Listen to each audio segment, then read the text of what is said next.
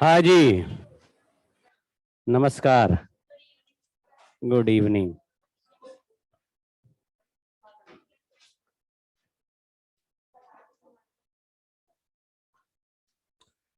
हाँ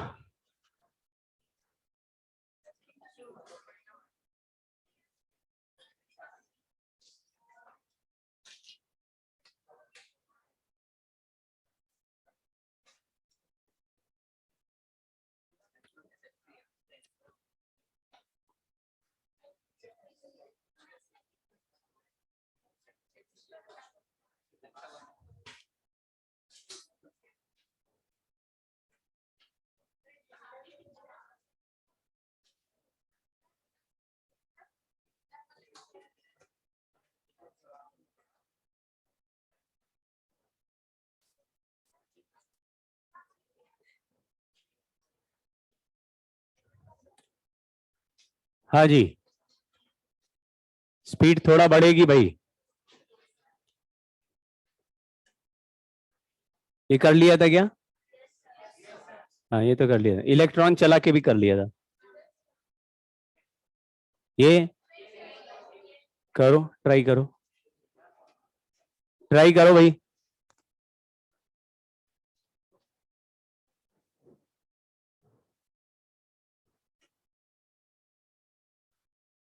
Small bar magnet is being slowly inserted with constant velocity inside a solenoid as shown in the figure. Which graph best represents the relation? हाँ जी, सी बोल रहे हैं।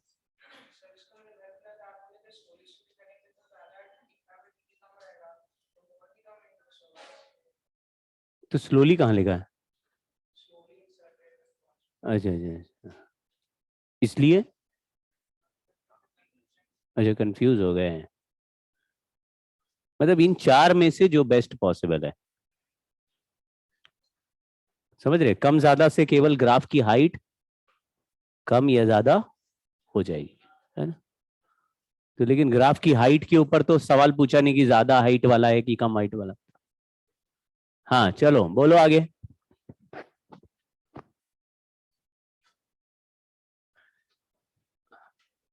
कैसे जज करते हैं समझने की कोशिश करना।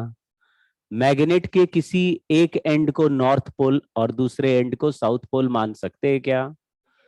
तो मानो जरा, पहला एंड नॉर्थ पोल मान लो, तो नॉर्थ पोल कॉइल की तरफ जा रहा है, हम धक्का दे रहे उधर। तो क्या होगा इस सोलेनॉइड में? क्या होगा, किस तरफ क्या बनेगा? मतलब किस तरफ क्या बनेगा? हाँ, हाँ। जैसे इसका एक एंड ए है, एक एंड बी है बच्चों, और ये नॉर्थ पोल लिख दिया या साउथ पोल, ये ऐसे आ रहा वेलोसिटी वी से, ऐसे लाएंगे तो इधर क्या बनेगा? ए की तरफ बनेगा नॉर्थ पोल और बी की तरफ। तो अगर मैं इस साइड से ही देखूं और नॉर्थ पोल मुझे दिखे, तो डायरेक्शन ऑफ करंट कैसा दिखना चाहिए? नॉर्थ मतलब एंटी क्लॉकवाइज। तो अगर मुझे नॉर्थ पोल दिख रहा है तो डायरेक्शन ऑफ करंट क्या हो गया? फिर मैग्नेट अंदर घुस गया, अंदर घुस के फिर उधर साइड से बाहर निकला, तो उस साइड से बाहर निकलेगा तो क्या होगा फिर? शेप क्या, मतलब क्या, what was, what will happen? फिर साउथ पोल दूर जा रहा होगा। हाँ, तो क्या होगा? अभी बहुत बहुत तड़पा तड़पा के जवाब दे रहे हो। साउथ दूर जा रहा है तो फिर, हाँ, ये यहां से साउथ पोल दूर जा रहा है, दूर, तो इधर क्या बनेगा? और इधर, मतलब इस फोटो में डायरेक्शन ऑफ करंट पलटेगा कि नहीं पलटेगा? अगर पहला करंट पॉजिटिव है तो बाद में नेगेटिव, और पहला नेगेटिव है तो बाद में। तो कौन सा ऐसा ग्राफ है जिसमें पलट गया डायरेक्शन? ए वाले में डायरेक्शन पलटा गया, पूरा शेप पॉजिटिव है, नेगेटिव हो रहा है। अब ये भी बाकी भी चेक करवाऊं, तो कौन सा ऑप्शन बचा? एक ही ग्राफ में तो ऊपर नीचे दो जगह दिया। अगर दो ग्राफ ऐसे होते तो हम लोग फिर दूसरा फर्दर चॉइस लेते हैं, फिर लेंस लॉ के हिसाब से सॉल्व करते हैं। देखो, अगर मान लो ऐसा शेप भी बना दे, समझे क्या? बोलोगे इसमें भी पलट गया, उसमें भी पलट गया, अब कौन सा ले? तो ये भी आंसर हो सकता है, ये भी हो सकता है। तो देखो ध्यान से, जब मैग्नेट को हम पास ला रहे होंगे तो फ्लक्स बढ़ रहा होगा कि घट रहा होगा? बढ़ रहा है, फ्लक्स बढ़ रहा है, तो d five by D t positive आएगा, लेकिन induce DMF minus d five by D T है। कैसा हो गया? यानी शुरुआत में शेप कैसा दिखेगा? नेगेटिव। और जब ये बाहर निकल के और दूर जा रहा होगा फिर क्या होगा? एक बार एंटर किया, फिर दूसरी साइड से बाहर निकल गया, बाहर जाएगा तो फ्लक्स इंक्रीज होगा कि डिक्रीज होगा? फ्लक्स डिक्रीज होगा। फ्लक्स डिक्रीज हुआ तो d five by D T negative minus d five by D T. समझ गए क्या? उस केस में भी ग्राफ यही सही है। समझ में आ रहा है? पास में आ रहे हैं, फ्लक्स इंक्रीज हो रहा है, क्रॉस करके दूर जा रहे हैं तो फ्लक्स, तो डायरेक्शन ऑफ करंट पलटेगा ही पलटेगा। एक बार फ्लक्स इंक्रीज हुआ, दूसरी बार डिक्रीज हुआ। दूसरा भाई इंक्रीज हो रहा है तो d five by D t positive minus d five by D T negative, यानी नेगेटिव वाला पहले आएगा, पॉजिटिव वाला बाद में। करेक्ट? समझ गए क्या? ज्यादा मुश्किल नहीं होता ये, केवल लॉजिक ऐसे ही पकड़ना है बस। चलिए,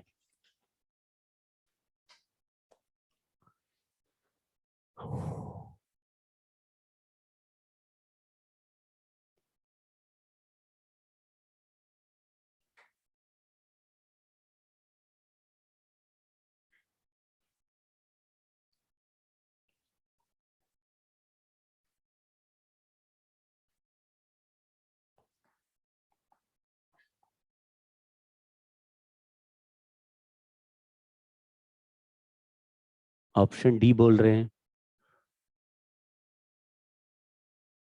ऑप्शन बी बोल रहे हैं, कम ऑन, सी और ए बचा है।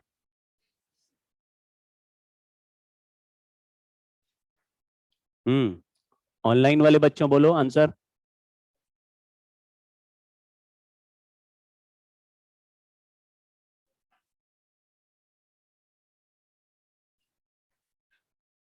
ऑनलाइन वाले बिल्कुल ही ध्यान नहीं दे रहे हैं,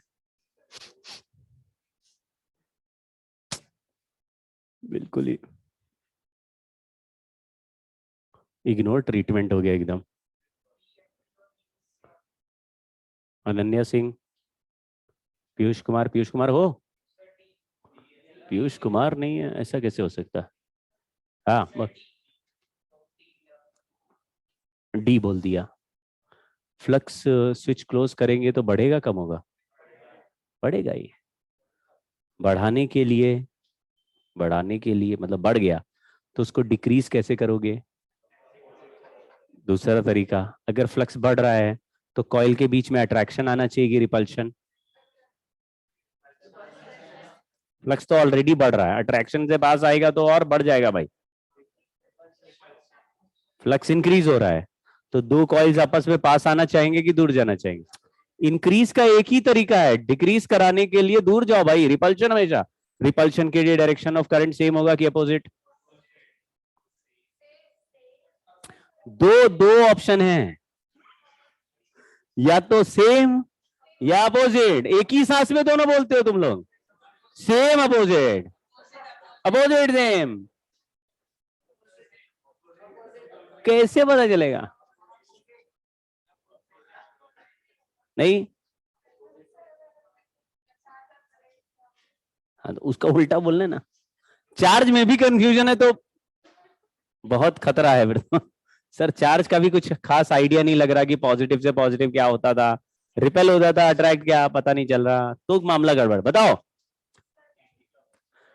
तो स्विच क्लोज करें, स्विच क्लोज करने से करंट बनेगा यानी बढ़ेगा, करंट बढ़ने से फ्लक्स बढ़ेगा, बढ़ते फ्लक्स को अपोज कैसे करोगे? रिपेल करके, दूर जाके ही अपोज कर सकते हो।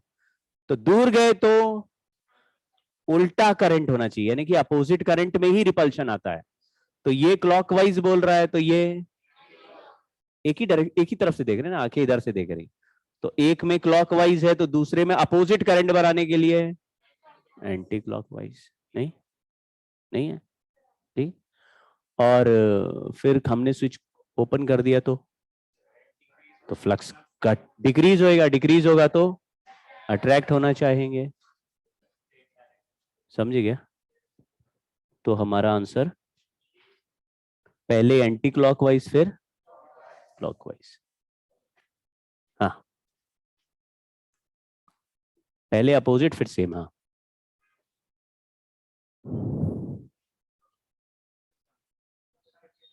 क्या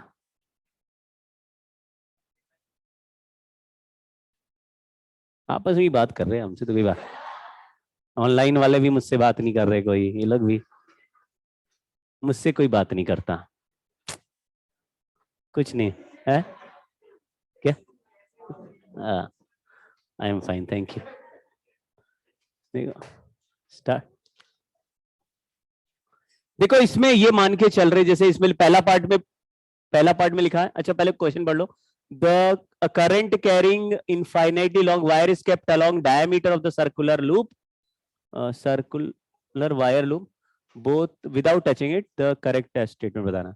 यानी कि सर्कल है, उसके डायमीटर के अलोंग वायर रखा हुआ है, ठीक है ना, यही तो सवाल है। फिर बोल रहे लेकिन उसको टच नहीं कराना है, थोड़ा सा ऐसे हवा में से निकाल के ले जाना है, बिल्कुल चिपका के। लेकिन the induced EMF induced in the loop is zero, और सेकेंड ऑप्शन लिखा है induced EMF in the loop is finite। तो हम ये मान के चल रहे कि जीरो को फाइनाइट नहीं बोल रहा है, समझ रहे हो ना, क्योंकि जीरो भी एक फाइनाइट नंबर ही होता है। तो जीरो जो आंसर आएगा तो फाइनाइट वाला आंसर भी ठीक हो जाएगा, समझे ना। देखो पहला पार्ट क्या लिखा है, EMF induced in the loop is zero if current is constant, EMF induced in the loop is finite if current is constant। समझ रहे हो मैं क्या बोल रहा हूँ। फाइनाइट नंबर जीरो भी तो फाइनाइट नंबर है, तो अगर जीरो वाला आंसर सही हुआ तो फाइनाइट वाला भी सही हो जाएगा। लेकिन अभी यही मान के चल रहे कि दो में से एक ही है, फिर उसमें शब्दों में नहीं खेल रहा। तो जीरो जब बोल रहा है तो जीरो, फाइनाइट जब बोल रहा है तो नॉन जीरो, समझ गए। हम ये मान के चल रहे उस हिसाब से आंसर बताना। बताओ, ए वाला तो आंसर सही है ही, ए तो गलत है ही।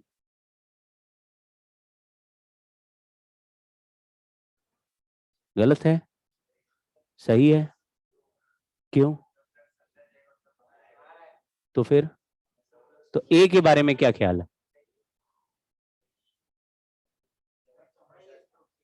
हाँ, ए के बारे में क्या कहोगे। सही है। नहीं, फ्लक्स अगर नॉन जीरो होता तो ए के बारे में क्या होता। हाँ, क्योंकि लिखा हुआ करंट कांस्टेंट है, करंट कांस्टेंट का मतलब फ्लक्स चेंज हो रहा है कि नहीं। अगर किसी भी वायर की वजह से कॉइल में फ्लक्स पास कर रहा है और करंट हमने चेंज किया ही नहीं, तो फ्लक्स चेंज हो नहीं रहा। फ्लक्स चेंज ही नहीं होगा तो इंड्यूस्ड ईएमएफ होगा कि नहीं होगा। तो पहला वाला तो सही होगा ही होगा। पहला वाला क्या बोल रहा है, कांस्टेंट करंट फ्लो कराओगे तो कांस्टेंट करंट का मतलब है कांस्टेंट फ्लक्स बनाओगे तो ईएमएफ इंड्यूस नहीं होगा। क्या सोच रहे हो भाई भाई, क्या कंफ्यूजन है। दूसरी बात इन्होंने जो बोला बहुत ही चालाकी से बोल दिया, बोल रहे कि इस कहानी में वायर ऐसे डायमीटर के अलोंग है। डायरेक्शन ऑफ मैग्नेटिक फील्ड बता सकते हो, इनटू द प्लेन होगी।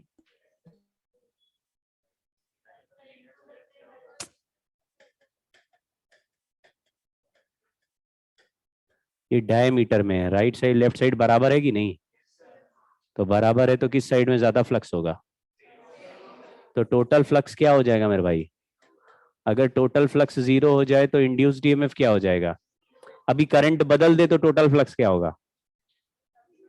तो टोटल फ्लक्स हमेशा के लिए जीरो हो गया तो फिर समझ गए ना, ये बढ़ेगा ये भी बढ़ेगा, दोनों बराबर है तो टोटल जीरो ही है, टोटल जीरो है तो इंड्यूस्ड ईएमएफ। तो जीरो वाले कौन से ऑप्शन है, ए और सी। ए कर दिया, जीरो जिसमें लिखा वो ऑप्शन सही ले लेते हैं। फाइनाइट का मतलब नॉन जीरो मान ले रहे, ठीक है ना। हम्म,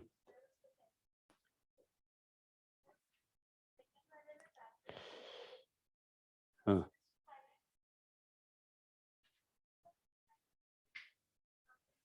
डायरेक्शन। हाँ, देखो करंट जैसे ही बैटरी को हटाएंगे तो वो जो लास्ट मोमेंट है जिसमें करंट फ्लो हुआ, बस उसी में ही सारा खेल खेलेगा ये। जैसे ही करंट जीरो हुआ, इससे फेंकने वाला फ्लक्स क्या हो जाएगा? हाँ, तो पहले फ्लक्स था और अब फ्लक्स नहीं है, इसका मतलब फ्लक्स का वैल्यू क्या हो गया? डिक्रीज हुआ। चाहे जितने छोटे मोमेंट पे हो, फ्लक्स सडनली क्या हो गया? डिक्रीज हो गया। तो उसी एक मोमेंट पे जिसमें तुमने स्विच क्लोज किया, उसी में ही करंट खड़ाक से पलट जाएगा। क्यों पलटेगा? मान लो किसी कॉइल में फ्लक्स जा रहा था और उस फ्लक्स को सडनली तुमने जीरो कर दिया, कॉइल क्या बोलेगा? फ्लक्स है, अब नहीं है। फ्लक्स क्या हो गया? डिक्रीज हो गया। फ्लक्स था, अब नहीं है। फ्लक्स क्या हो गया? डिक्रीज हो गया। तो डिक्रीज का अगेंस्ट कैसे करता है? इंक्रीज करके। तो बस उसी मोमेंट पे करेगा। जैसे ही तुमने स्विच ओपन किया, बस उसी मोमेंट पे करंट चमकेगा, उसी मोमेंट में चमकेगा, फिर खत्म हो जाएगा।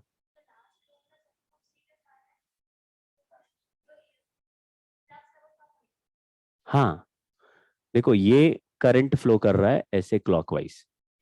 क्लॉकवाइज करंट की वजह से मैग्नेटिक फील्ड लाइन इधर चल रही है इसकी। ये मैग्नेटिक फील्ड लाइन इससे ऐसे पास कर रही है।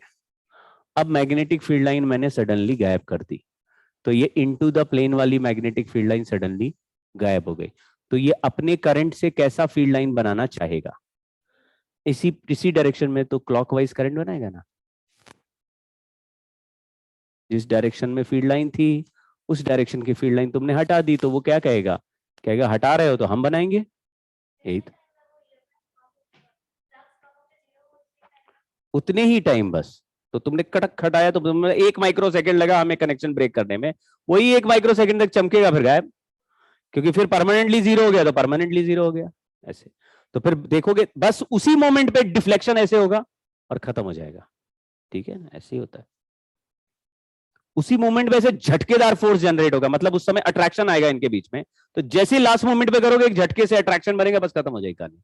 फिर रुक जाएंगे, मतलब फिर जो भी मोशन। हम लोग ने फ्लक्स का फॉर्मूला लिखा था। कितने चीजें बदल के फ्लक्स बदल सकते हैं?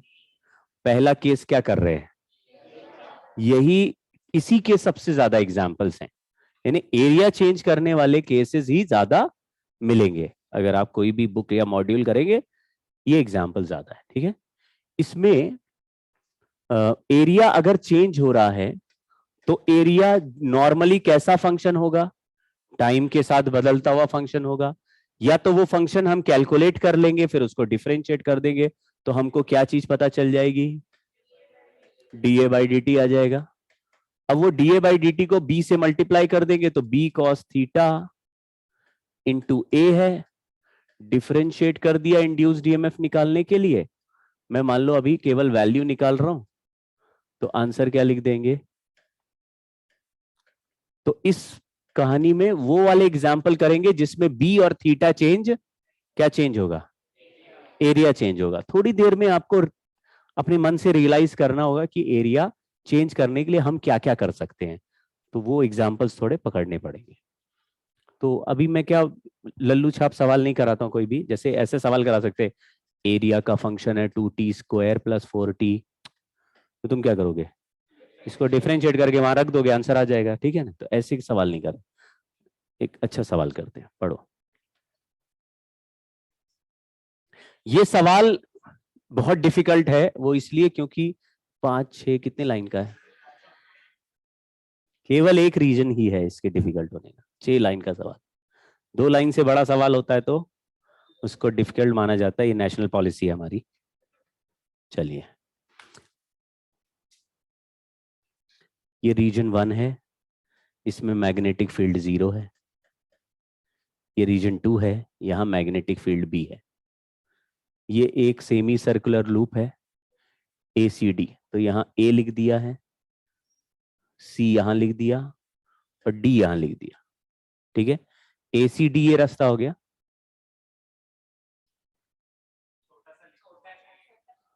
हाँ, तो मैंने भी लिख दिया। और फिर ACD में ये सेंटर वाला पॉइंट क्या है? वो है इस सेंटर के अबाउट इसको घुमा रहे हैं एंगुलर स्पीड ओमेगा से। तो ये ऐसे मान लो, ये सेमी सर्कल लग नहीं रहा, लेकिन ये ऐसे, ये ओ है, ये वाला पॉइंट ओ है, और इसको ऐसे घुमाएंगे, समझ गए ना। तो इस लाइन के राइट साइड में मैग्नेटिक फील्ड है। अगर मैं इसको ऐसे घुमाने लगूं तो क्या होगा? आप कहेंगे ये जो ये वाला जगह पे मैग्नेटिक फील्ड है इधर नहीं है, लेकिन घुमाएंगे तो इसका थोड़ा पोर्शन मैग्नेटिक फील्ड में एंटर कर जाएगा। तो जैसे जैसे घुमाते रहेंगे तो area inside the magnetic field, तो आप जैसे इस कॉइल को घुमाएंगे तो इसका एरिया मैग्नेटिक फील्ड में बढ़ता जा रहा है, तो इसके थ्रू फ्लक्स बढ़ रहा है कम हो रहा है? बढ़ रहा है। 180 डिग्री घूमने तक फ्लक्स बढ़ता जाएगा। 180 का बाद ये वाला हिस्सा अंदर ऐसे फिर बाहर निकलने लगेगा, तो फिर आप बोलेंगे area inside magnetic field decrease हो रहा है। तो इसमें एरिया चेंज हो रहा है, ये रियलाइज हो रहा है क्या? मैग्नेटिक फील्ड अंदर की तरफ है, एरिया का परपेंडिकुलर भी अंदर है, तो दोनों का एंगल 0 हो गया, मतलब एंगल चेंज नहीं हो रहा। ऐसे घुमा रहे, समझ गए ना? ऐसे ऐसे नहीं घुमा रहे, इसी के परपेंडिकुलर प्लेन में ही घुमा रहे हैं ऐसे। ठीक है जी। तो हमने मान लिया कि ये थीटा एंगल घूम चुका है, तो सोच लो कि t इज इक्वल टू 0 पे ये लाइन कोइंसाइड कर रही है ऐसे। कुछ दिया है क्या? नहीं, कुछ नहीं दिया नहीं है, लेकिन हम लोग मान लेते हैं कि ये सेमी सर्कल पूरा बाहर था t इक्वल टू 0 पे। ये t टाइम में थीटा एंगल आया, तो थीटा को क्या ओमेगा इंटू टी लिख सकते हैं। और इतना एरिया अगर मैं कैलकुलेट कर दूं तो इस एरिया का फ्लक्स b इंटू ये वाला एरिया आ जाएगा। पूरा सर्कल अगर 2 पाई एंगल का होता था तो उसका एरिया कितना होता था? पूरा 2 पाई का सर्कल होता, उसका एरिया क्या होता है? पाई आर स्क्वायर। ये सर्कल कितने एंगल का है? इसका एरिया क्या होगा? हाँ जी,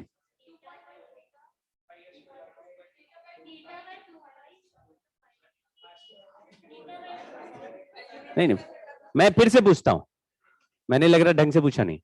अब यूनिटरी मेथड लगाओ नहीं, मन में ही कर लो। हाँ, मैंने कहा कि कोई सर्कल का टोटल एंगल 2 पाई होता है और उसका एरिया निकालते हो तो केवल पाई आर स्क्वायर आता है, मतलब 2 पाई होता है तो पाई आर स्क्वायर आता है। तो थीटा एंगल का सर्कल होगा तो क्या एरिया है? एंगल 2 पाई था तो यहां पाई आ रहा था, एंगल थीटा लेंगे तो कितना आएगा? जब 2 पाई था तो 2 पाई का आधा आ रहा था, थीटा लेंगे तो एरिया का आंसर क्या लिख दिया?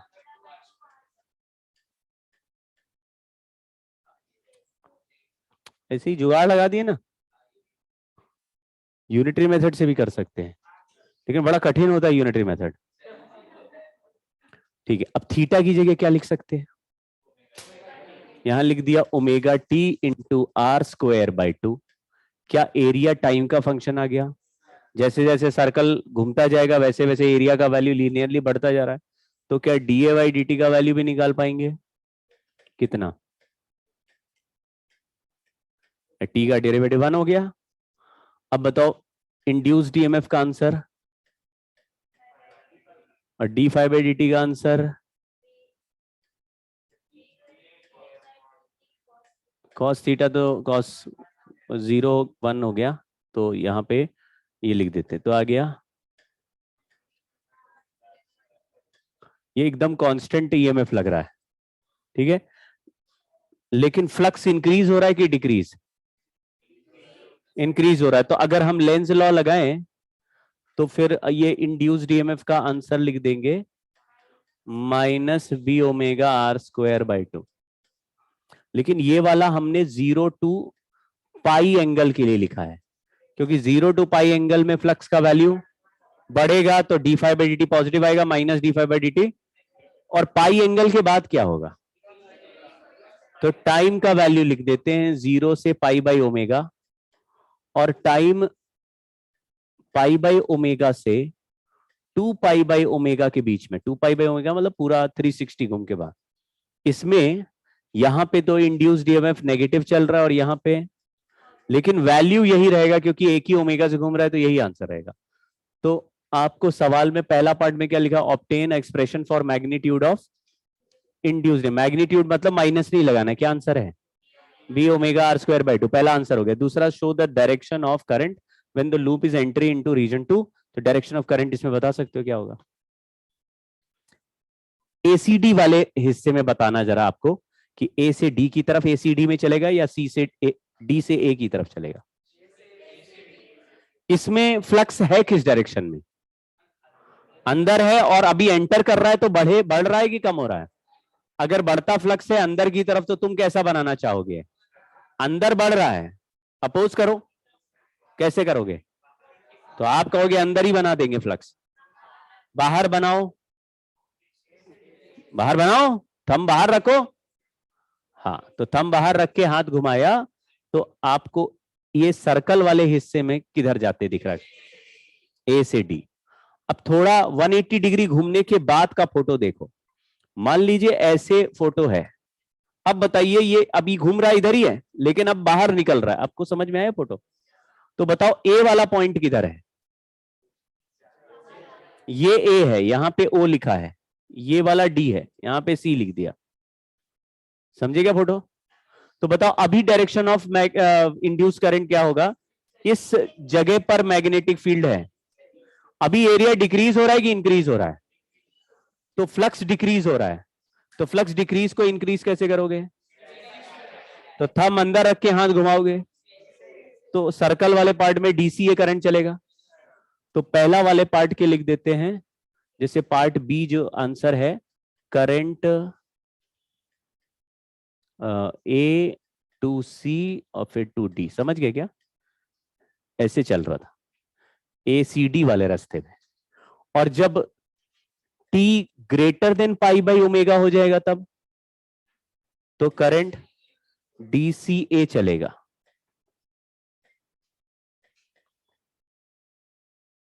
तो करंट अपना डायरेक्शन पलट रहा है कि नहीं? करंट का डायरेक्शन पलट रहा है क्योंकि इंड्यूस्ड ईएमएफ का डायरेक्शन पलट रहा है। तो क्वेश्चन है कि plot a graph between induced EMF at time of rotation for 2 periods of rotation. 2 periods का मतलब है 4 पाई तक घुमाएंगे, है ना? एक पीरियड मतलब 2 पाई, फिर 2 पीरियड में 4 पाई। यहां पे minus B r square omega by 2 हो गया, पहला वाला कांस्टेंट है, कहां तक है? पाई बाई ओमेगा तक। टाइम का ग्राफ है इंड्यूस्ड ईएमएफ के साथ। फिर यहां पे पॉजिटिव हो जाएगा, 2 पाई तक चलेगा ऐसे ही, और फिर इसी ग्राफ को 3 पाई बाई ओमेगा, और फिर उसके बाद 4 पाई बाई ओमेगा तक। ये दोनों वैल्यू कहां तक चल रहे हैं? प्लस ये वाला ग्राफ है इतना, कहां गया? ये रहा, फिर ये। समझ में आया? इस ग्राफ का नाम एसी सोर्स है। एसी सोर्स किसको बोलते हैं? जो ऑल्टरनेटिंगली अपना डायरेक्शन, लेकिन ये कांस्टेंट वैल्यू का एसी सोर्स है। हमारे घर में जो होते हैं वो साइनोसॉइडल एसी सोर्स होते हैं। साइनोसॉइडल मतलब साइन फंक्शन वाले होते हैं, साइन ओमेगा टी के फंक्शन होते हैं, जैसे एसएचएम में होते हैं वैसे। और ये कैसा है? ये ऐसा रेक्टेंगुलर एसी सोर्स है, ठीक है? कांस्टेंट वैल्यू का एसी सोर्स है, अलग है। एसी सर्किट वाले चैप्टर में हमको कोई बोलेगा एसी सोर्स हमको मिल गया, तो एसी सोर्स बनाने का वन ऑफ द एग्जांपल ये हो सकता है, और भी एग्जांपल हम लोग करेंगे। तो इस चैप्टर में ये जो एसी सीखेंगे थोड़ा एसी सोर्स, उसको सर्किट में यूज करने का कहानी नेक्स्ट चैप्टर में है। तो इस तरह के एसी सोर्स को यूज करके सर्किट में क्या होगा उसकी कहानी नेक्स्ट चैप्टर में। उसका नाम ही है ऑल्टरनेटिंग सर्किट्स या ऑल्टरनेटिंग करंट। वो चैप्टर ही अलग बना दिया है, ठीक। लेकिन एसी सर्किट बना कैसे समझ में आया? मतलब एसी सोर्स कैसे बना? ये वाला बैटरी कैसा बैटरी हो गया? हाँ, पहले हमने ये देखा कि इंड्यूस्ड ईएमएफ का आंसर, मतलब वैसे तो d5/dt का वैल्यू प्लस आ रहा है, लेकिन ईएमएफ का आंसर माइनस d5/dt से लिखा तो क्या आ गया? हमको कैसे पता चला माइनस किसको लिखना है? दोनों बार तो आंसर यही आएगा। आपने बोला जब फ्लक्स बढ़ता है तो d5/dt प्लस में आता है, लेकिन आंसर क्या लिखना होता है? तो हमारा आंसर फिर क्या हो गया? लेकिन फर्स्ट पार्ट में हमने माइनस नहीं लगाना, क्योंकि फर्स्ट पार्ट में क्या लिखा है? मैग्नीट्यूड लिखा है, तो प्लस माइनस की चिंता नहीं करनी। Answer B r square omega by 2 आ गया, ये वाला ही वैल्यू आ गया। तो ये तो फर्स्ट पार्ट का आंसर हो गया। माइनस का डायरेक्शन, माइनस का सेंस हमने लेंज लॉ से बना दिया। तो मैंने देखा आधे साइकिल में फ्लक्स इंक्रीज हो रहा है, आधे साइकिल के बाद डिक्रीज हो रहा है। अगर केवल इंक्रीज ही इंक्रीज होता और डायरेक्शन पलटता नहीं, तो फिर मैं प्लस और माइनस चूज करने के टेंशन नहीं लेता, मतलब फिर प्लस और माइनस का कोई सेंस नहीं है, सेंस बना गया। लेकिन जब डायरेक्शन कभी प्लस हो रहा है कभी माइनस हो रहा है तो फिर किसी को प्लस और किसी को माइनस लिखना पड़ेगा। तो वो हमने प्लस और माइनस कैसे चूज करना है, अगर फ्लक्स इंक्रीज हुआ तो d five by D t positive minus d five by D T negative, तो हमने लेंस लॉ से फिर साइन सही से चूज कर लिया, समझ गए।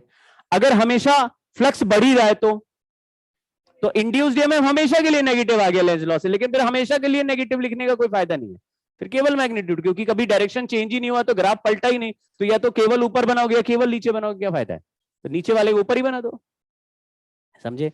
तो most of the time magnitude की बात होगी, लेकिन यहां पे ऑल्टरनेटिंग बन गया, प्लस भी है और इसीलिए हमने साइन चूज कर लिया, ठीक है। और साइन कैसे चूज किया, लेंस लॉ से। साइन चूज करना है तो इसको प्लस क्यों नहीं मान सकते, अरे इसको भी मान सकते, इसको प्लस मान लो, दूसरा वाला क्या हो जाएगा, माइनस प्लस का यहां पे कोई फिक्स रूल नहीं, क्यों, अगर मैंने क्लॉकवाइज करंट को फ्लक्स मान लिया तो पॉजिटिव मान लिया तो एंटी क्लॉकवाइज को नेगेटिव लिया, अगर एंटी क्लॉकवाइज को प्लस मान लिया तो एक्चुअल ऐसा कुछ नहीं है कि हम किसको ही प्लस मान सकते हैं, लेकिन हमारे लिए इजी तरीका क्या है कि लेंस लॉ ऑलरेडी माइनस के साथ आता, उसमें जो माइनस आ गया वो माइनस है, उसमें जो प्लस आ गया वो प्लस है, समझ गए क्या।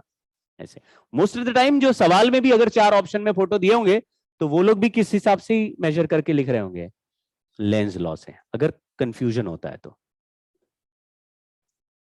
मतलब इस ग्राफ को पलट के नहीं बना सकते क्या, अरे बिंदास बनाओ ना, पलट के बना लो, तो केवल करंट ही तो अपोजिट है, और करंट कोई वेक्टर नहीं है, जो क्लॉकवाइज को प्लस ही लेना होगा या एंटी क्लॉकवाइज को प्लस लेना होगा वो तुम्हारा चॉइस है, तुमने एक को प्लस लिया दूसरा माइनस, तो अल्टरनेट दिखाने के लिए। ये भी एक सवाल है, पहले आना था इस सवाल को लेकिन अब आ गया।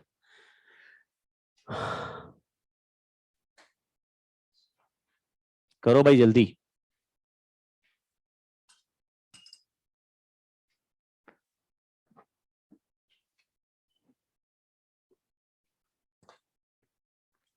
लास्ट क्लास में पढ़े हुए फॉर्मूले से होगा ये,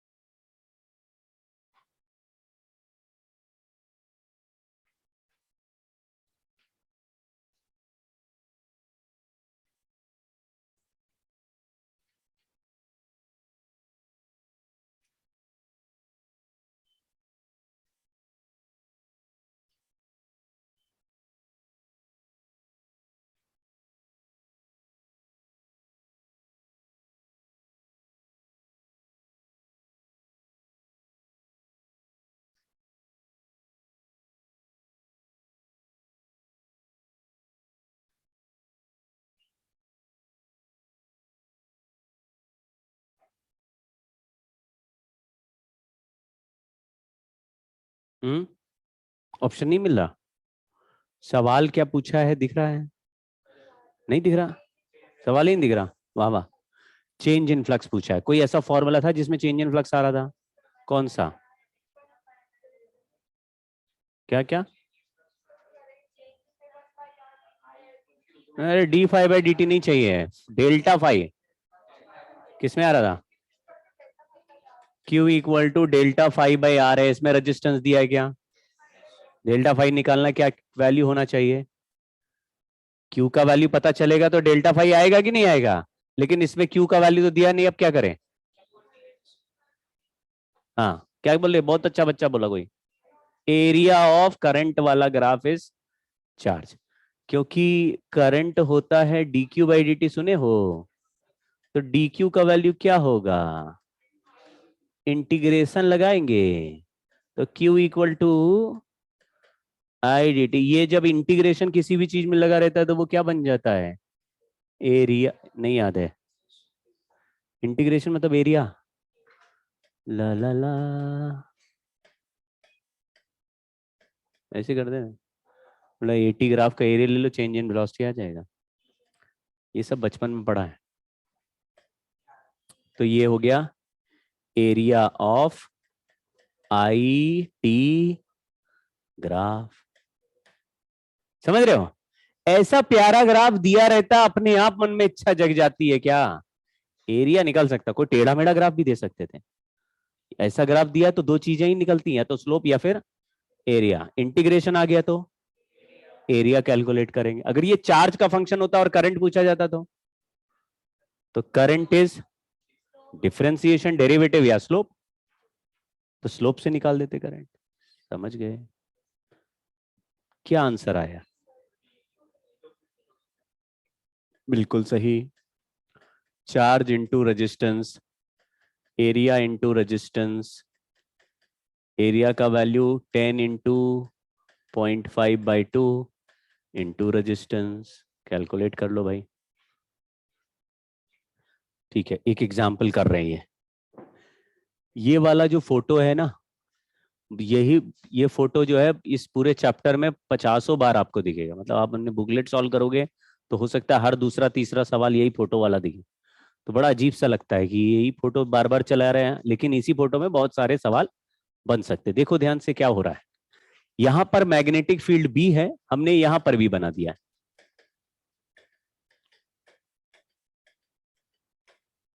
इस रेजिस्टेंस का वैल्यू आर है।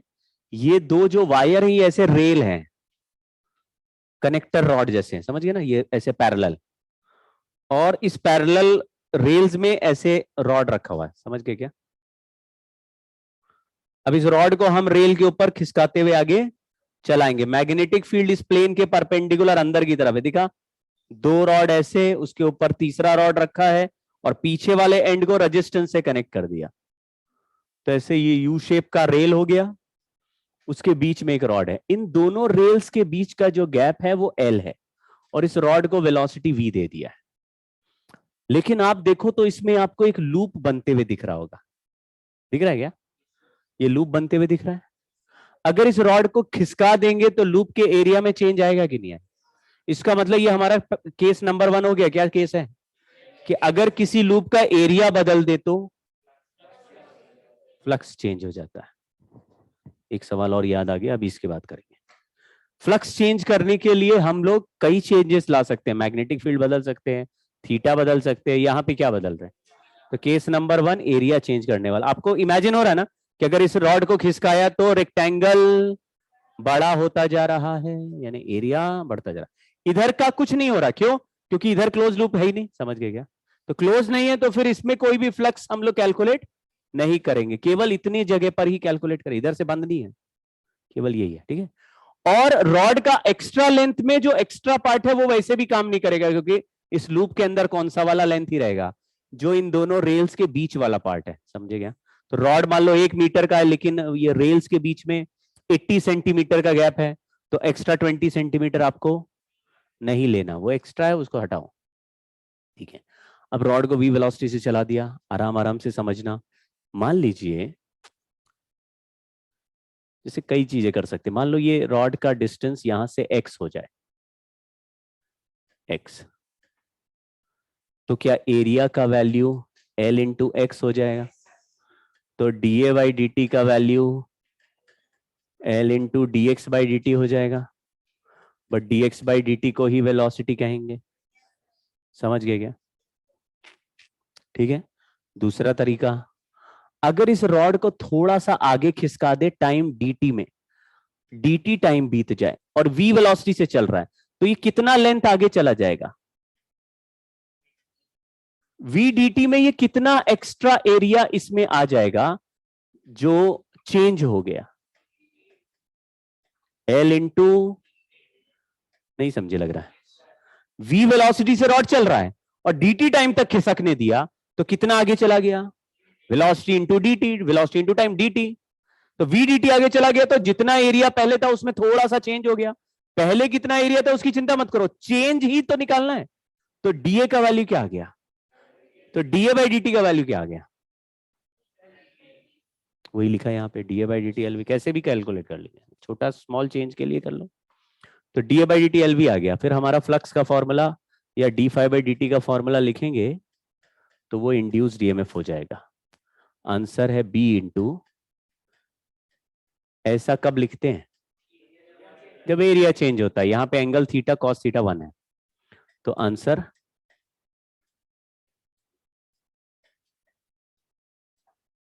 ये आंसर आ गया। चलिए, सवाल पूछा, फाइंड इंड्यूस्ड ईएमएफ। तो बोलो इस लूप में कितना इंड्यूस्ड ईएमएफ दिख रहा है? BLV इतना इंड्यूस्ड ईएमएफ दिख रहा है, BLV। अब इस लूप में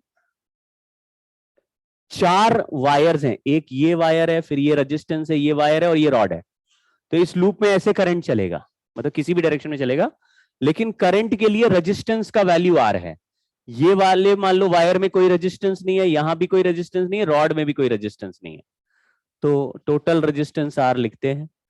तो टोटल रेजिस्टेंस अगर R है तो फाइंड इंड्यूस्ड करंट, बताना आंसर बताओ। हाँ, तो इंड्यूस्ड करंट का आंसर हो जाएगा BLV बाय R। चलिए एक आंसर ही हो गया। तो आपको मतलब ऐसे ही सवाल पूछ जाएंगे, कोई सवाल में इंड्यूस में पूछ ले, किसी में करंट पूछ ले। एक और सवाल, what is the direction of induce current?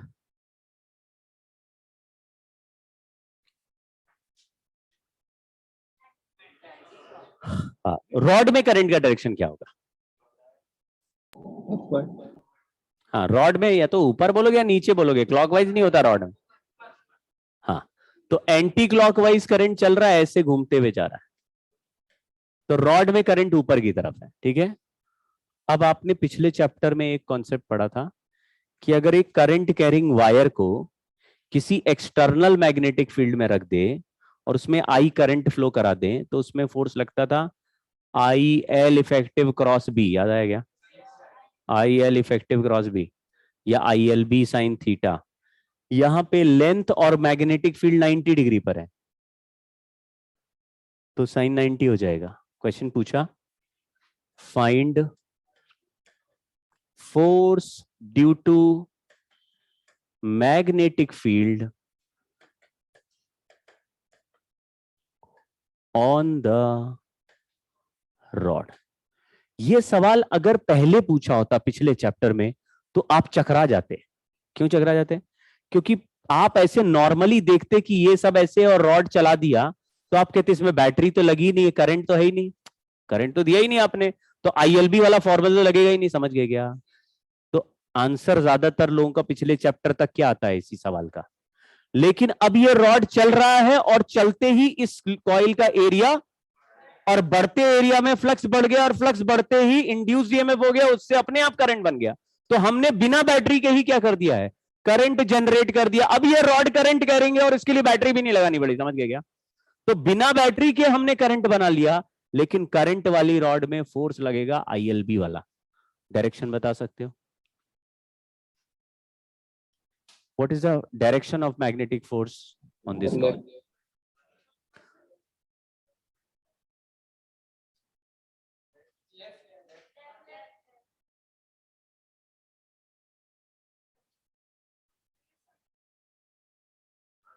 नहीं, क्यू V क्रॉस भी नहीं करना है, L क्रॉस B करना है। L किधर है?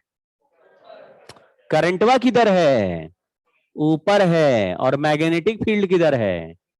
तो अगर L क्रॉस B करोगे तो डायरेक्शन आएगा। V क्रॉस भी नहीं करना है, L क्रॉस भी करना है। चार्ज पे फोर्स नहीं ले रहे, करंट पे फोर्स लग रहे हैं, करंट क्रॉस B करना है। समझने की कोशिश करो भाई। मान लो ये करंट कैरिंग वायर आई है, हाँ हाँ अभी बताते हैं, अभी सूद देंगे तुमको। करंट वाला वायर आई है, तो इसमें QVB वाला फॉर्मूला लग रहा, IDL क्रॉस B। DL किधर है?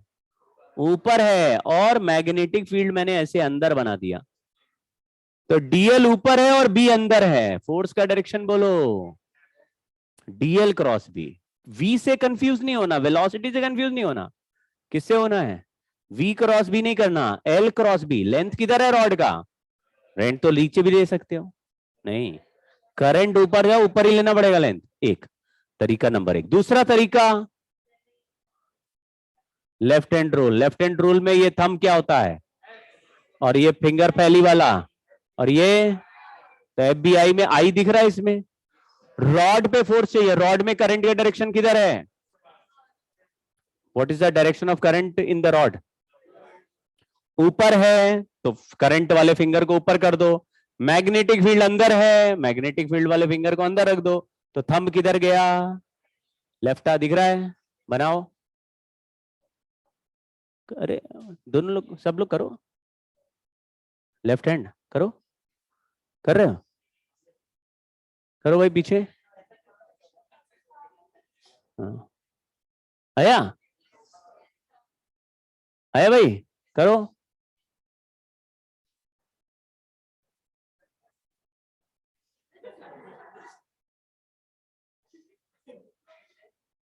एक तो ऊपर की क्लास में तो राइट हैंड से ही कर रही थी, ये कोई डांस तो नहीं चलना है, राइट हैंड है। क्या करना है, राइट हैंड रूल अलग है, राइट हैंड, ये हो गया डीएल क्रॉस बी करना है, बी अंदर है, डीएल क्रॉस बी, थंब ऐसे क्या, फोर्स लगा किस डायरेक्शन में, लेफ्ट में। अब देखो इतना तड़प तड़प के आपने फोर्स के डायरेक्शन का आंसर निकाला, और आपका पोपट ये जान के हो जाएगा कि ये लेंस लॉ फॉलो कर रहा है, ठीक है। अब देखो रॉड को हमने किधर चलाया, वेलोसिटी किधर है, अपोज कराओ, आंसर समझ गए क्या। कोई करंट देखने की जरूरत, कोई भी फोर्स, मतलब ऐसे कैलकुलेट कुछ वी क्रॉस भी कुछ नहीं करना था। अगर रॉड राइट में चलेगा तो फोर्स, चाहे इसमें कुछ भी कर लो, मतलब कोई बोल दे अब direction of magnetic field opposite करके रॉड को राइट में चलाएंगे, फोर्स किधर लगेगा, अरे चिंता मत करो, राइट में चलाओगे तो अपोज कराओ, क्या होगा अपोज। अच्छा बताओ, अगर रॉड को राइट में वेलोसिटी देते फोर्स लेफ्ट में लगे तो रॉड ऐसे ही चलता रहेगा क्या, तुरंत रिटार्ड होने लगेगा। तो यहां पे फोर्स का value, find force due to magnetic field on the rod, force का फॉर्मूला है आई एल बी, आई का वैल्यू हमने निकाल दिया है, तो B L V by R और फिर एल और फिर बी, तो बी दो बार हो गया, एल दो बार हो गया, फोर्स का आंसर आया वी बाई आर, ये फोर्स का आंसर हो गया। और ये जो फोर्स है अपोजिट टू, समझ गए, रॉड को लेफ्ट में चला दें तो करने की जरूरत, लेकिन करेंगे अगर ये ऐसे क्यू वी क्रॉस भी है, मतलब ऐसे डीएल क्रॉस भी या फिर एफ बी आई, तो भी आंसर लेंस लॉ के हिसाब से आएगा, समझ गए ना, करंट अपने आप वैसे ही बन रहा। बोलिए समझ गए सब, हाँ ठीक है।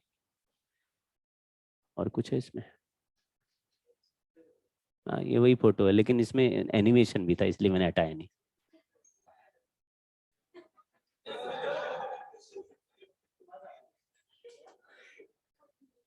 एक सवाल और कर लेते हैं,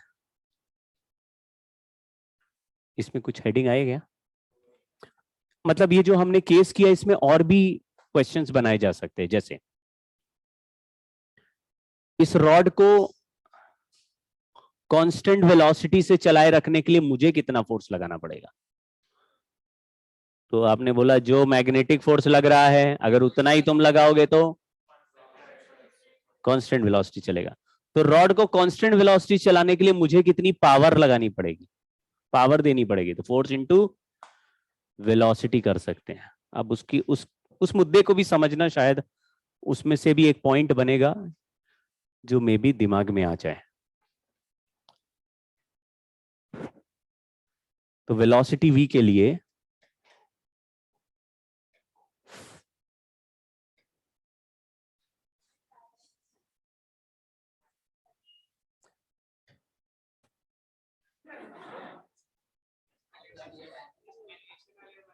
है, गलत होता है,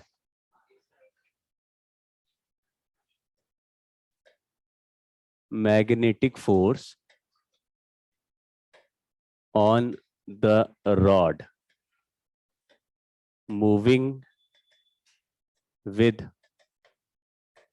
वेलोसिटी v, पिछले प्रीवियस एग्जाम्पल की बात कर रहे हैं, आंसर आया था B square L square V by R. अगर एक्सटर्नल फोर्स पूछे कितना लगाना पड़ेगा to keep moving this rod with same velocity v, इतना ही, तो इसको लिख देते हैं external force required for constant velocity, इतना हो गया, ठीक है। अगर मैं पूछूं power of external force for this velocity v, बोलो।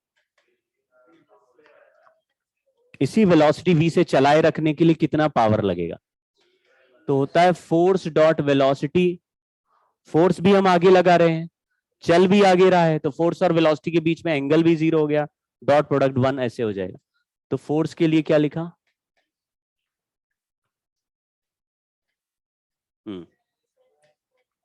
B square V square by R. लेकिन रॉड का वेलोसिटी कैसा है? अब मैं एक पॉइंट उठा रहा हूं, उसको दिमाग में डालने की कोशिश करना है, लेकिन बहुत इजी पॉइंट है। अब मैंने बोला कि पावर generated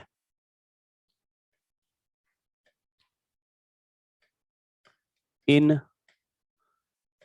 resistance R, और ये जूल हीटिंग होता है। आपने सुना है जूल हीटिंग मतलब जो रेजिस्टेंस में करंट फ्लो करता है तो रेजिस्टेंस गर्म हो जाता है, ऐसा सुना है?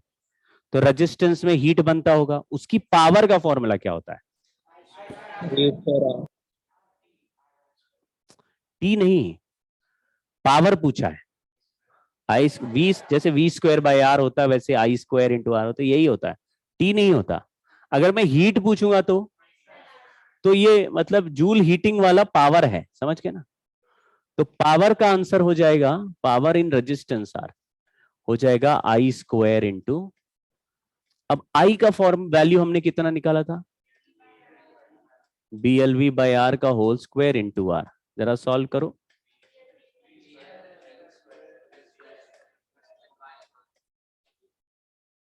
हमने कितना बाहर से पावर दिया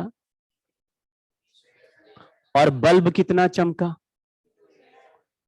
समझ रही? बड़ी खास बात हो गई क्या, कि बाहर से जो आदमी धक्का दे रहा है रॉड को चलाने के लिए, मेहनत कर रहा है, उसकी सारी मेहनत कहां पे दिख रही है? उतना ही बल्ब चमकेगा, जितना आदमी मेहनत करेगा उतना bulb, provided rod constant velocity से चले।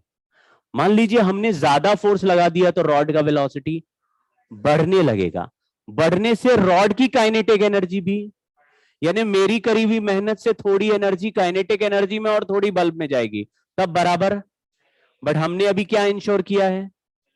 अगर रॉड v वेलोसिटी यानी कांस्टेंट वेलोसिटी से चले तो जो मेहनत हम बाहर से इस सिस्टम को देंगे वो सारी मेहनत कहां दिखेगी? बल्ब में। अगर मैग्नेटिक फोर्स का पावर पूछे तो क्या आंसर होगा? मैग्नेटिक फोर्स ये रहा, पीछे लग रहा है, रॉड की वेलोसिटी आगे है, तो what is power of magnetic force? आप बोलेंगे इसका नेगेटिव, ठीक, तो यहां लिख रहा हूं power of magnetic force, answer है 0।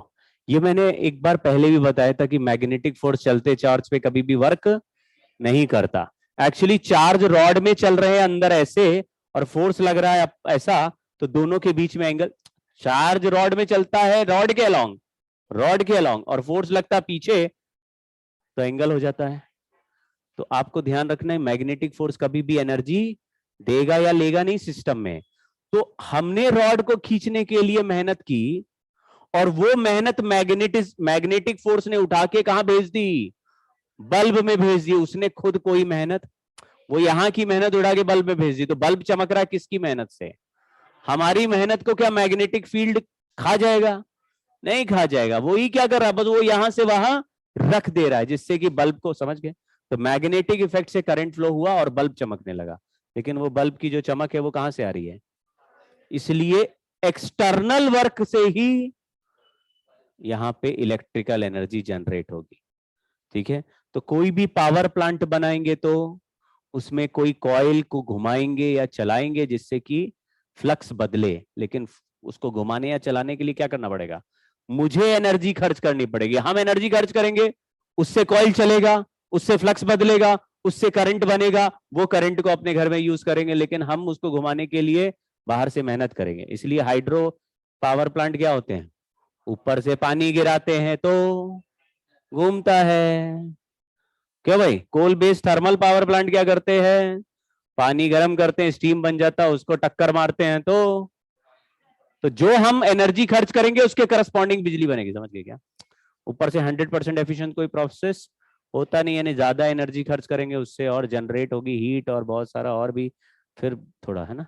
न्यूक्लियर पावर प्लांट में क्या होगा?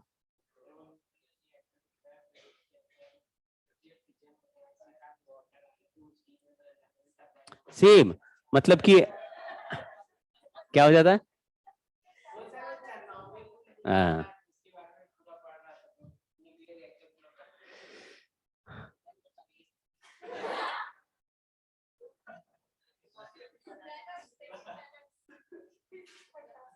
हाँ, गाली गलौज नहीं, डंडा और चाकू छुरे लेके आएगा। क्यों भाई, मुंह से बात नहीं करो।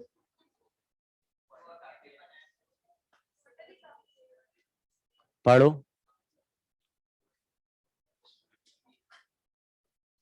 इमोशनल नहीं है, इमोशनली है। इसका पॉइंट ऑफ व्यू समझना, पॉइंट ऑफ व्यू क्या है समझना। हमने अभी जो पढ़ा उसको ध्यान से देखना, है ना। मामला और इजी बनाया जा सकता है। ये रॉड है जिसको वी वेलोसिटी से चलाया, मैग्नेटिक फील्ड यहां पे है। हमने बोला कि इसमें इंड्यूस्ड ईएमएफ हो रहा है इस लूप में। क्यों? क्योंकि एरिया बदलता है तो फ्लक्स बदल जाता है, फ्लक्स बदलता है तो इंड्यूस्ड ईएमएफ होता है। करेक्ट है, इंड्यूस्ड ईएमएफ हो रहा है क्योंकि फ्लक्स बदल रहा है, फ्लक्स बदल रहा है क्योंकि एरिया बदल रहा है, और एरिया बदल रहा है क्योंकि रॉड को चलाया है। करेक्ट। तो हमने बोला सारी कहानी की शुरुआत कहां से हुई? रॉड को चलाने से हुई। तो ऐसा करते हैं, ये चेक करते कि रॉड के चलने से ही कुछ ऐसे चेंजेस तो नहीं आ रहे कि एरिया बेचारा वैसे ही बदनाम है, और सारा का सारा जिम्मेदार कौन है? रॉड का चलना। अब आप कहेंगे देखो, फैराडे ने तो बोला था फ्लक्स चेंज होना ही मेन जिम्मेदार होता है, और फ्लक्स किस वजह से चेंज हो रहा है ये इंपॉर्टेंट नहीं है। किसी भी वजह से फ्लक्स चेंज करोगे इंड्यूस ईएमएफ आएगा। लेकिन हम क्या कर रहे हैं, अब यही समझने की कोशिश कर रहे हैं कि रॉड के चलने से क्या फर्क पड़ता है। तो मैंने क्या किया, इस लूप को हटा दिया और केवल रॉड को कहां रख दिया? एक्सटर्नल मैग्नेटिक फील्ड में। यूनिफॉर्म मैग्नेटिक फील्ड है और वेलोसिटी v दे दिया, और रॉड का लेंथ l है, परपेंडिकुलर वेलोसिटी दे दिया। जैसा फोटो था वैसे ही कर दिया, ठीक है। और ये बोला कि रॉड, इसका length l is moving in external field b। तीनों वेक्टर देखेंगे तो परपेंडिकुलर दिखेगा, लेंथ, वेलोसिटी और मैग्नेटिक फील्ड तीनों परपेंडिकुलर। मैग्नेटिक फील्ड किधर है और लेंथ इधर है, समझिए। जैसे ये y एक्सिस हो गया, ये x एक्सिस हो गया, वो z एक्सिस हो गया, तीनों अलग अलग हैं। चलिए, तो अभी जब रॉड को v वेलोसिटी दिया तो रॉड किसी लूप से कनेक्टेड नहीं है, तो यहां एरिया चेंज हो गया ऐसी कोई बात हमको डायरेक्टली दिखाई नहीं दे रही, क्योंकि कोई लूप है ही नहीं, कोई एरिया नहीं है, लेकिन रॉड फिर भी चला रहे हैं। फिर हमने देखा कि रॉड में ना बहुत सारे प्रोटॉन और इलेक्ट्रॉन्स, यानी पॉजिटिव और नेगेटिव चार्ज रॉड के अंदर बैठे रहते हैं, और वो रैंडम मोशन करते हैं। जैसे कोई भी मेटल का रॉड लोगे तो उसमें इलेक्ट्रॉन्स, फ्री इलेक्ट्रॉन्स होंगे कि नहीं होंगे? तो किस तरफ फ्लो करते हैं? कोई फ्लो नहीं करते, इसलिए टोटल करंट क्या रहता है? तो यहाँ पे रॉड है, इसमें कोई करंट फ्लो नहीं हो रहा है, इसमें रैंडम इलेक्ट्रॉन है, मतलब उनकी एवरेज वेलोसिटी क्या है? 0 है। अब पूरे रॉड को राइट में चलाने लगेंगे तो हर इलेक्ट्रॉन जो रैंडम मोशन एवरेज वेलोसिटी 0 था वो राइट में रॉड के साथ चलने लगेगा। समझ गए क्या? जैसे कंटेनर में गैस है और कंटेनर को लेके भागो तो जो गैस है वो तो रैंडम मोशन कर ही लगेगा, साथ में आगे भी तो चल रहा है। तो ये सारे पार्टिकल आगे चल रहे हैं और इलेक्ट्रॉन्स जो होते हैं वो फ्री होते हैं। तो मैंने देखा कि इलेक्ट्रॉन्स के पास जो भी अंदर इलेक्ट्रॉन्स है उनको सबको v वेलोसिटी मिल गया, और ये सारे के सारे कहां पे हैं? एक्सटर्नल मैग्नेटिक फील्ड में। v क्रॉस b का डायरेक्शन बोलो किधर आ रहा है? v क्रॉस b ऊपर आ रहा है, लेकिन ये इलेक्ट्रॉन है तो किधर आ रहा है? इसका मतलब सारे इलेक्ट्रॉन पे फोर्स किधर लगेगा? नीचे। हम पॉजिटिव चार्ज भी ले सकते हैं, जैसे अगर इसमें गैस भरी होती, आयंस होते हैं कि पॉजिटिव आयंस भी है, नेगेटिव आयंस है, और इस कंटेनर को राइट में चलाते तो पॉजिटिव आयंस पे फोर्स ऊपर और नेगेटिव आयंस में, तो फटक से ये क्लाउड ऐसे अलग अलग हो जाता, ऊपर की साइड में पॉजिटिव चार्ज का कॉन्सेंट्रेशन बढ़ जाता, नीचे में। इसमें भी यही होगा, इलेक्ट्रॉन्स नीचे भागेंगे क्योंकि इलेक्ट्रॉन ऊपर से नीचे भागेंगे तो ऊपर के साइड में इलेक्ट्रॉन की डेफिशिएंसी कमी हो जाएगी, तो ये जगह कैसी दिखने लगेगी, पॉजिटिव। और ये ग्रेजुअली, मतलब तुरंत होता है, लेकिन अगर हम बहुत स्लो और ग्रेजुअल स्टेप बाय स्टेप करें, मान लीजिए वैसे तो सारे इलेक्ट्रॉन पे फोर्स लग रहा है, लेकिन हम ये मानते हैं कि एक इलेक्ट्रॉन पे फोर्स लगा और वो इलेक्ट्रॉन ऊपर से निकल के नीचे गिर गया, तो ऊपर एक पॉजिटिव और नीचे एक एक्स्ट्रा नेगेटिव चार्ज है, ठीक है। तो जैसे ही चार्ज सेपरेट होते हैं वैसे ही पॉजिटिव से नेगेटिव की तरफ एक इलेक्ट्रिक फील्ड बनने लगता है। क्यों? एक एंड पे पॉजिटिव चार्ज है और दूसरे पे, तो पॉजिटिव चार्ज क्या कहता है, अवे, नेगेटिव क्या बोलता है, तो एक्स्ट्रा चार्ज है तो अवे और टुवर्ड्स बनाएगा, तो नीचे की तरफ इलेक्ट्रिक फील्ड बनेगा। तो देखिए ध्यान से, कोई भी रॉड था, कोई भी चार्ज क्यू था, जैसे वी वेलोसिटी से चलाया, क्यू वी क्रॉस बी वाला मैग्नेटिक फोर्स, ये पॉजिटिव चार्ज ले रहे हैं कोई भी, तो force, magnetic force Q V cross B किधर लगने लगेगा, ऊपर। ऊपर लगेगा तो ऊपर वाला एंड कैसा होने लगेगा, और नीचे वाला, मान लो 10 पॉजिटिव चार्ज ऊपर चले गए, 10 नेगेटिव नीचे चले गए, तो ये 10-10 मिलके एक फील्ड बना देगा। तो ये 11वां जो चार्ज आने की कोशिश करेगा उस पर दो फोर्स लग रहे होंगे, कौन कौन से, मैग्नेटिक फोर्स उस पॉजिटिव चार्ज को ऊपर उठा रहा होगा, लेकिन इलेक्ट्रिक फोर्स जो ऑलरेडी पॉजिटिव पहुंच गए वो क्या करेंगे, तो रिपेल करेंगे ना, वो 11वें को आने थोड़े ना देंगे, वो तो ऊपर जा रहा है। क्यों? क्योंकि मैग्नेटिक फोर्स ऊपर कह रहा है सब लोग ऊपर चलो, सब लोग ऊपर चलो, लेकिन जो पहले पहुंच गया वो आगे वाले को क्या करेगा, रिपेल करेगा। किस चीज से, इलेक्ट्रिक फील्ड से, समझे। तो नीचे फोर्स लगा रहा है, अब नीचे फोर्स लगा रहा है क्योंकि नीचे एक इलेक्ट्रिक फील्ड बन चुका है, ठीक है। तो किसी चार्ज पे अब कितने फोर्सेस हैं, क्यू वी क्रॉस बी किसने लगाया, मैग्नेटिक फोर्स लगा, हमने रॉड को चलाया, वी क्रॉस बी ऊपर फोर्स लगने लगा, क्यू इलेक्ट्रिक फील्ड अपने आप सेपरेशन से बन जाएगा। तो तुरंत नहीं बनेगा, मतलब वैसे तो बनता इंस्टेंटली है। एक बार और कोशिश करते हैं। आप ना नेगेटिव चार्ज की चिंता मत करो, आप ऐसे सोचो कि कोई भी चार्ज क्यू है, मान लो पॉजिटिव चार्ज है, रॉड के अंदर पॉजिटिव चार्ज है और वी वेलोसिटी से रॉड को चला रहे, तो अंदर फंसा हुआ हर चार्ज कैसे चलने लगेगा, तो इस पे फोर्स किधर लगेगा, वी क्रॉस बी करा, तो ये ऐसे मैग्नेटिक फोर्स ऊपर लगने लगा, ये चार्ज ऊपर चला गया। फिर दूसरा पॉजिटिव चार्ज है, उस पर किधर लगेगा, ऊपर, वो कहां चला जाएगा, वो भी ऊपर चला गया। दो ऊपर पहुंच गया, वो तीसरे चार्ज को क्या करेंगे, तीसरा भी ऊपर जा रहा है, तीसरे चार्ज को क्या करेंगे, रिपेल करेंगे। लेकिन मैग्नेटिक फोर्स ज्यादा है तो तीसरा भी ऊपर पहुंच गया, अब ये 3 ऊपर है, चौथा आएगा तो क्या करेंगे, 3 लोग रिपेल करेंगे, तो चौथा पहुंच गया, फिर क्या होगा, 5वें को क्या करेंगे, 4 लोग रिपेल, मतलब हर बार 4 सेपरेट होते ही अगला फोर्स क्या हो जा रहा है, बढ़ता जा रहा है। तो कभी ना कभी तो ऐसा होगा कि इतना स्ट्रॉन्ग फील्ड बन जाए इलेक्ट्रिक वाला कि अब nth चार्ज को ऊपर, मान लो 10वां चार्ज है ऊपर जा रहा है, लेकिन 9 पहले पहुंच गए, वो आने ही नहीं दे रहे उसको, समझ गए, क्योंकि उन्होंने कौन सा फोर्स बना दिया है। तो नेट फोर्स क्या हो जाएगा, तो हाँ, फॉर इक्विलिब्रियम अगर करें, बोलो आप लोग,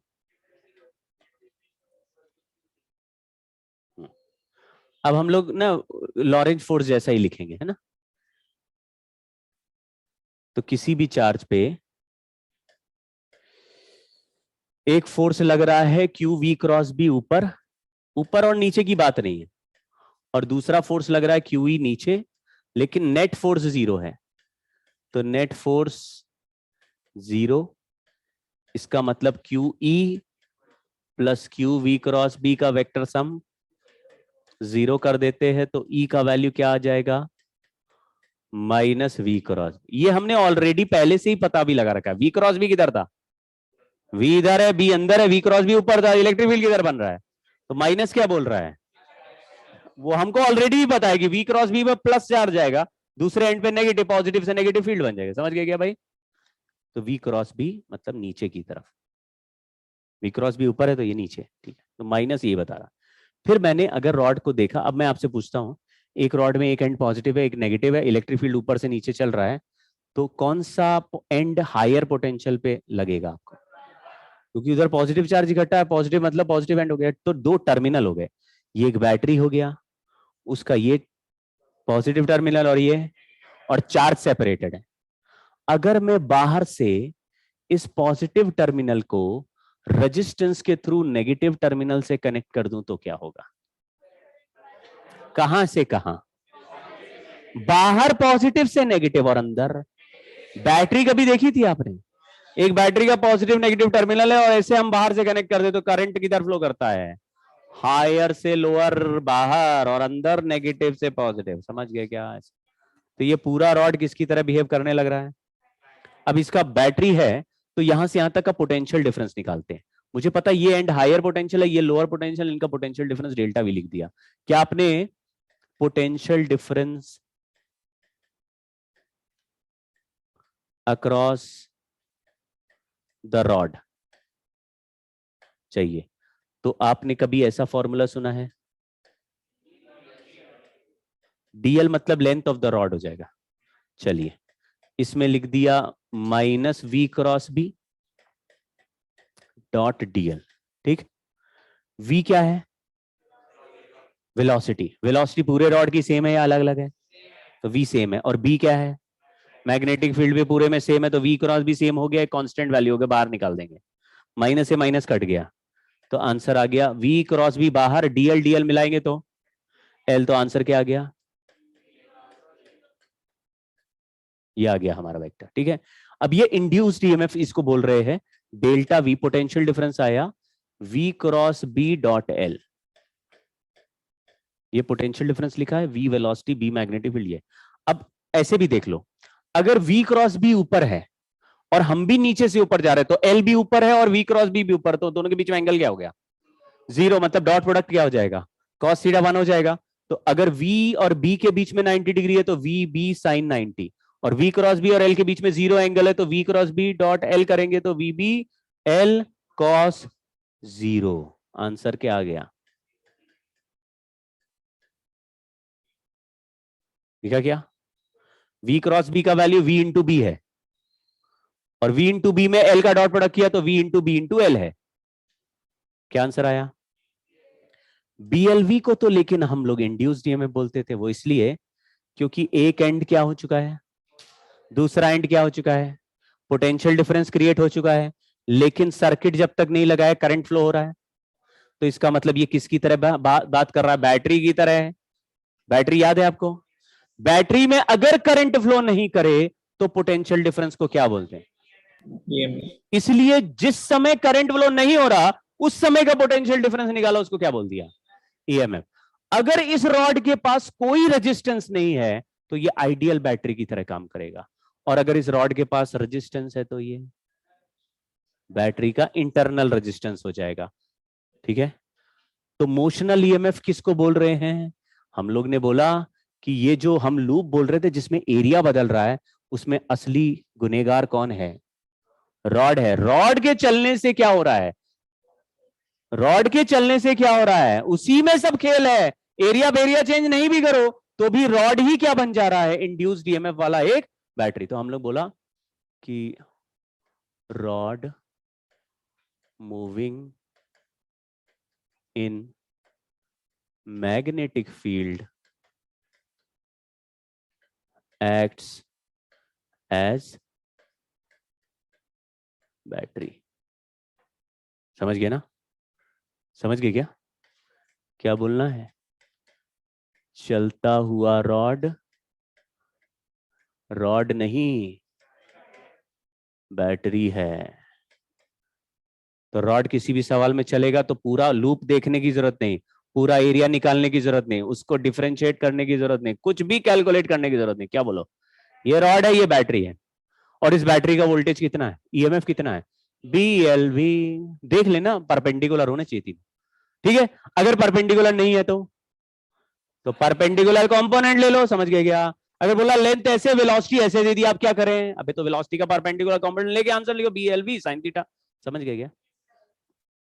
तो जो भी परपेंडिकुलर नहीं होगा उसका लेंथ के परपेंडिकुलर कंपोनेंट ले लेंगे। खेल समझ गए? ठीक है, तो चलता हुआ रॉड क्या है?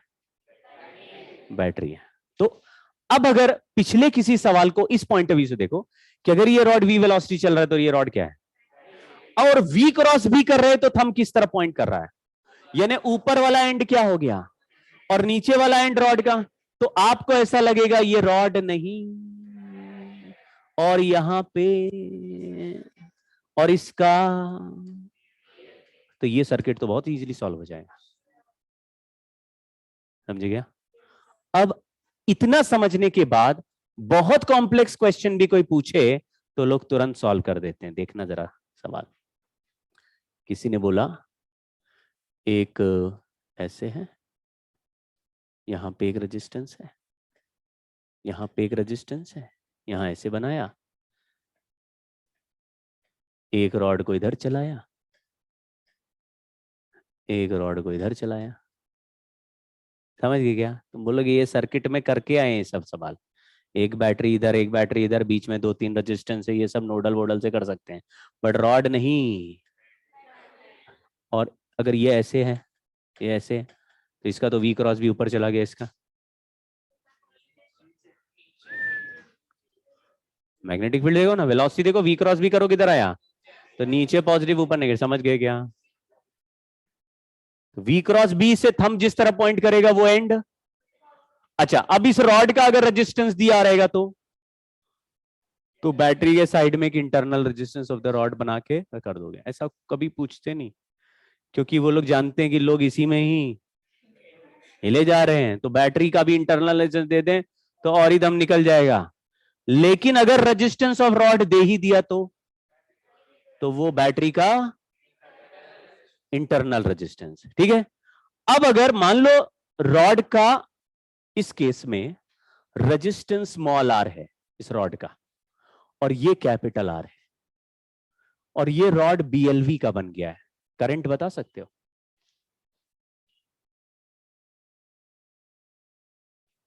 अरे ऐसे जल्दी बोल दो ना, BLV upon R plus R. क्या यार, एक ही तो बैटरी है, दो रेजिस्टेंस हो गए। अगर मैं इस रॉड का पोटेंशियल डिफरेंस पूछ लूं, पोटेंशियल डिफरेंस, तो क्या आंसर लिखोगे? समझ गए क्या?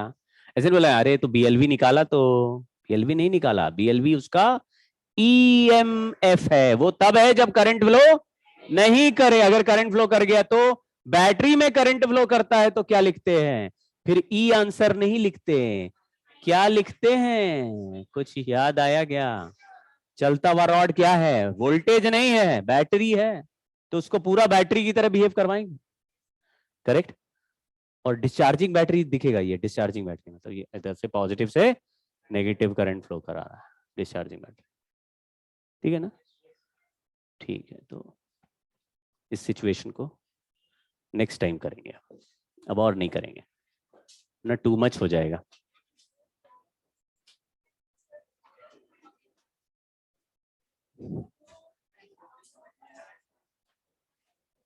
बट सवाल भेज दूंगा कुछ।